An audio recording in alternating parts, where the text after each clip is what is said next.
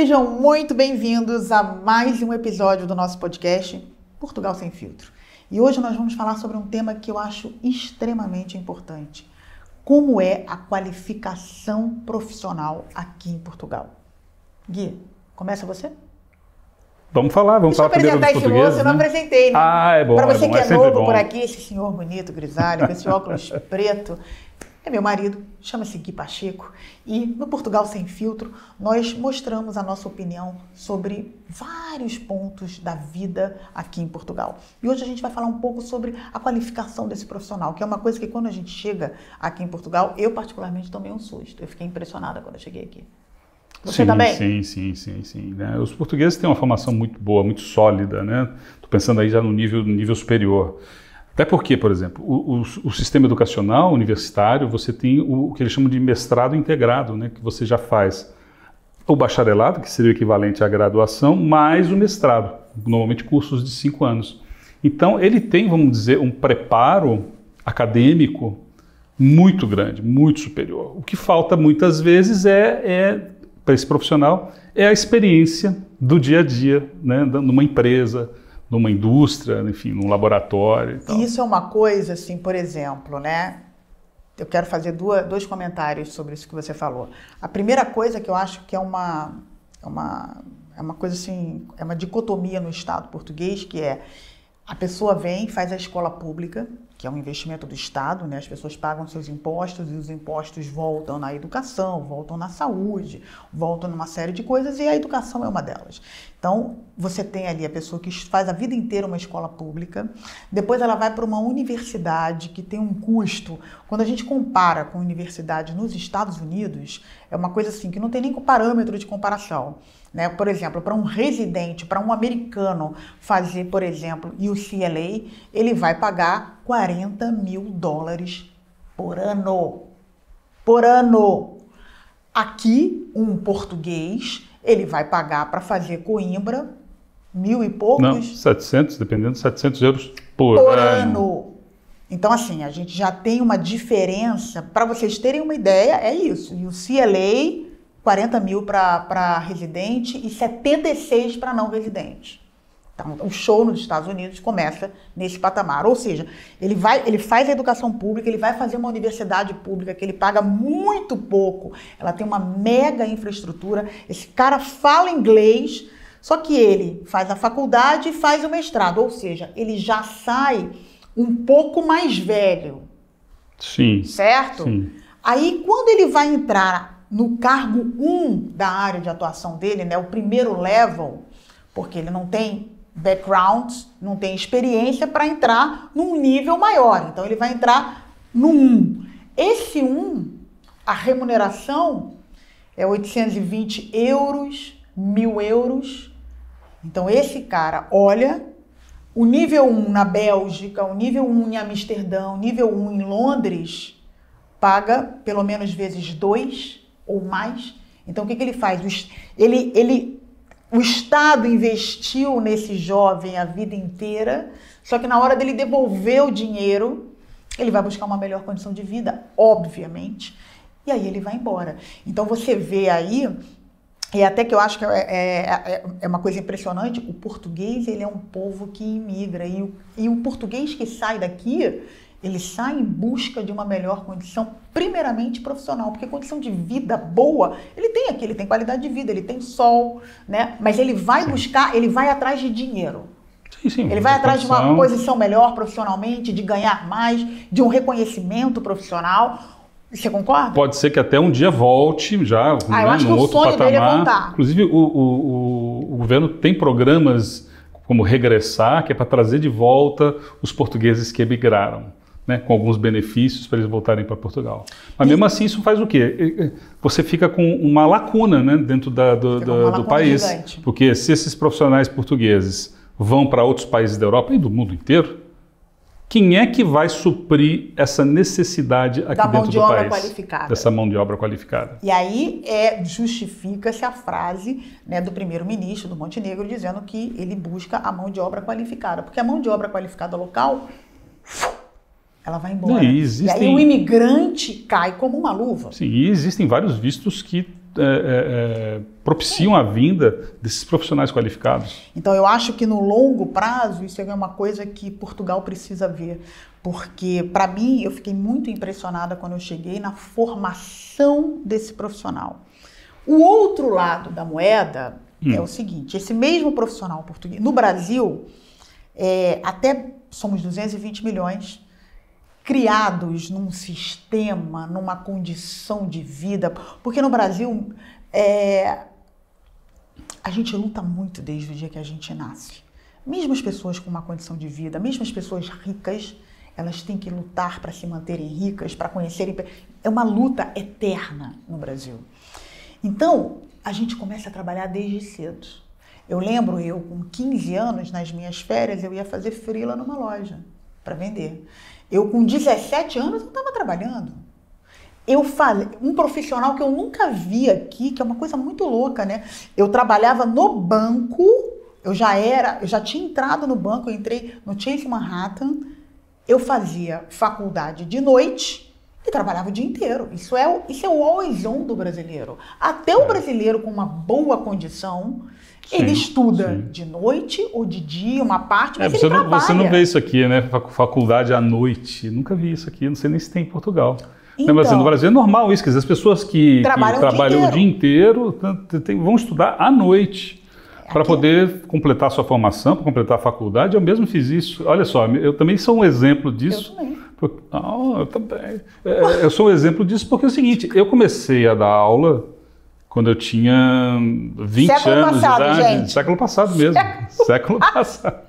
Eu tinha uns 20 anos e eu já comecei a dar aula, mas eu não era formado em letras ainda. Tanto que o meu cargo não era de professor, eu era assistente auxiliar de ensino. Mas eu dava aula normalmente como qualquer outro colega professor, né? Recebia, inclusive, o mesmo salário, mas eu não era formado ainda. E o que sobrava para mim? Dava aula de manhã e de tarde, ia para a faculdade à noite, quase dormindo, ia para a faculdade à noite para terminar o meu curso, para poder trabalhar. Isso você não vê isso aqui em Portugal. Isso é uma coisa que a gente As pessoas estudam, o jovem estuda, vai para a faculdade, vai estudar, pronto. E eu lembro que a minha mãe até me dizia... Bom, eu trabalhava e estudava porque eu tinha necessidade de botar comida dentro de casa, ponto. Essa era a minha realidade. Mas eu lembro que, independente disso, a minha mãe falava assim, não, isso é coisa de vagabundo. Estudar e não trabalhar? O que é isso?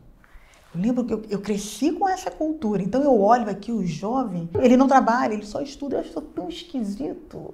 Olha só, particularmente isso é uma coisa que eu vou ter que aprender, porque eu não consigo nem imaginar isso com os meus filhos, porque é uma coisa que foi tão tatuada em mim, né? Trabalhar e estudar, trabalhar e estudar. Mas não é uma condição do brasileiro isso. É uma condição do Brasil. Ele trabalha não porque ele queira trabalhar logo e não sei o que e tal, não, é porque ele precisa trabalhar. Agora tem o outro lado da moeda. Quantos jovens ultra bem-sucedidos, donos de startup, que montaram as suas empresas e fizeram já milhões, você tem em Portugal com menos de 30 e quanto você tem no Brasil? Mesmo o Brasil sendo um país pobre. Muito mais. Por quê? Porque lá a nossa realidade faz o cara ir para o mercado de trabalho muito cedo. Se ele tem um skill, ele vai embora. Se ele é um cara diferenciado, ele vai embora. Isso é fato.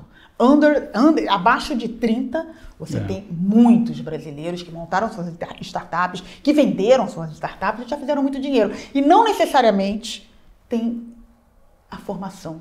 Então, aí entra Portugal, aí como é que você conecta seu raciocínio com Portugal? Né? Portugal, por exemplo, tem vistos que estimulam a vinda desses profissionais. Sim. Tem um visto para quem quer montar uma startup em Portugal. Tem vistos para profissionais de TI altamente qualificados, e tem um colega que, inclusive, ele é mentor da jornada, José Bolsa, que ele trabalha exatamente com isso, com a contratação de profissionais da área de tecnologia vindos de outros países. Né? E o José Bolsa fala exatamente isso quando eu pergunto para ele como é que é o profissional brasileiro em relação aos outros profissionais. Os seus prós e os seus contras, os seus valores e os seus defeitos. Ele fala de grande dificuldade, o tal do inglês que não fala. Porque a gente não tem normalmente isso nas você mesmo trabalhando em Portugal, ele vai lidar às vezes com empresas do mundo inteiro, profissionais do mundo inteiro, e o inglês é essencial. Tá? Então essa é uma dificuldade que existe. Agora, qual é a vantagem? Mesmo ele não tendo uma formação, às vezes, acadêmica tão sólida como um profissional europeu ou português, ele é um resolvedor de problemas. Não, ele tem uma experiência gigante. Então o cara vai ali, papapá, vai resolvendo, vai mexendo e tal, e chega numa solução que às vezes o profissional que tem uma formação acadêmica boa, sólida, mas não tem experiência, vai demorar a tentar fazer o raciocínio e chegar na solução. Né? O brasileiro não, ele é safo nesse sentido, ele é um resolvedor de questões. E a gente até vê o mercado de trabalho português se adaptando um pouco a esse profissional. Há 7 anos atrás, quando nós chegamos, caramba, se você não tinha formação, era muito mais difícil. Eu tenho um amigo, ele foi meu diretor de tecnologia no Brasil. É um profissional com o Cosme. É um profissional com mais de 20 anos de know-how em .NET. Mas ele não fala inglês, ele não tem faculdade. Mas é um cara ultra sênior, né? Esse profissional, e talvez ele tenha que dar alguns passos atrás para entrar no mercado português. Concorda? Exatamente. Por causa da formação e do inglês. Por causa da formação. E do inglês principalmente. Por causa da formação. Até, por exemplo, o IEFP, que é o Instituto de Emprego e Formação Profissional, ele ajuda as empresas, ajuda os jovens que estão se formando, que estão cadastrados ali, ou então os desempregados a partir do tempo, para conseguirem vagas no mercado de trabalho. O que ele faz? Às vezes ele dá subsídios para as empresas poderem contratar esses profissionais. Pagam parte do salário deles para que essas empresas possam contratar essas pessoas.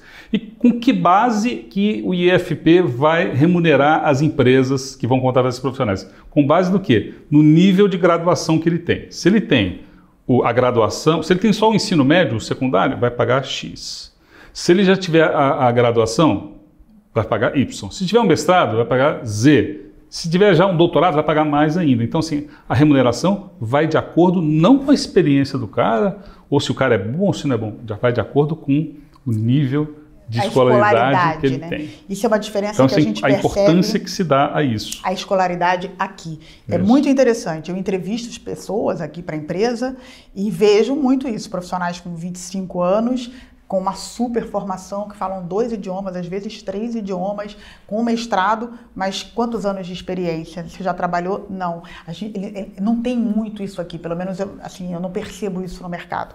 Mas isso é uma diferença. O brasileiro já trabalhou mais, mas não tem a formação. Então, você que está aí no Brasil e pensa em mudar para Portugal, essa qualificação, ela é muito importante. E o inglês é mandatório aqui em Portugal. Nós, no imobiliário, nós temos uma imobiliária aqui em Portugal e trabalhamos com brasileiros que mudam para cá, né? Vendemos casas. E nós atendemos muitos profissionais de tecnologia que mudam para cá. Qual é a realidade desses profissionais? Na sua grande maioria, eu diria para vocês, 80%, vem ganhando menos do que ganha no Brasil.